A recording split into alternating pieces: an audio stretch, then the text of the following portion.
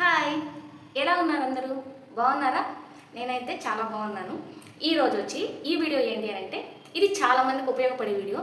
ఇప్పుడు నేనైతే చాలామందిని చూశాను, అలాగా అడిగిన వాళ్ళు నన్ను కూడా అడిగారు చాలామంది.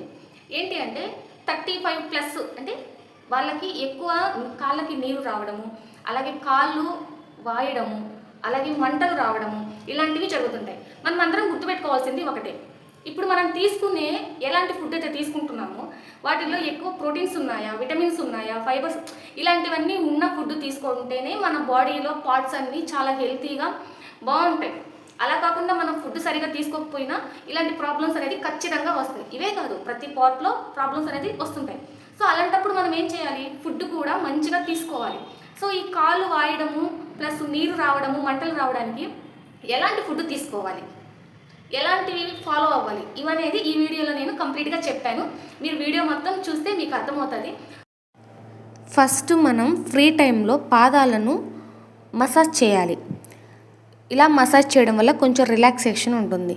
అలాగే మెగ్నీషియం ఉన్న ఫుడ్ తినడం వల్ల, అంటే లైక్ బాదం పప్పు, జీడిపప్పు, చాక్లెట్, అవకాడో వంటివి తినడం వల్ల వాపు అనేది తగ్గుతుంది. ఎక్కువ నీరు తాగాలి. జ్యూస్, సూపులు, పండ్ల రసాలు వంటివి తీసుకోవడం వల్ల బాడీ హైడ్రేటింగ్గా ఉండి వాపు కంట్రోల్ అవడానికి ఛాన్స్ ఉంటుంది. అలాగే పొటాషియం ఉన్న ఫుడ్ తీసుకోవడం వలన బాడీలో సోడియం లెవెల్స్ తగ్గుతుంది. శరీరంలో నీరు ఎక్కువ లేకుండా కంట్రోల్ చేస్తుంది. అప్పుడు కాళ్ళు నీరు రాకుండా, వాపు రాకుండా, మంటలు రాకుండా బాగుంటాయి. అలాగే ఎప్సమ్ సాల్ట్ని వాటర్లో వేసుకొని పాదాలను ఒక 20 minutes ఉంచడం వల్ల పాదాలకు, కండరాలకు రిలాక్సేషన్ ఉండి కొంచెం రిలాక్స్ అవుతాయి. అలాగే ఉప్పు ఎక్కువ తీసుకోవడం వలన బాడీలో వాటర్ ఎక్కువ ఉండిపోతుంది. దీనివల్ల పాదాలలో వాపు సమస్యలు తీవ్రంగా ఉంటుంది. కాబట్టి ఉప్పు తగ్గించడం చాలా వరకు బెటర్.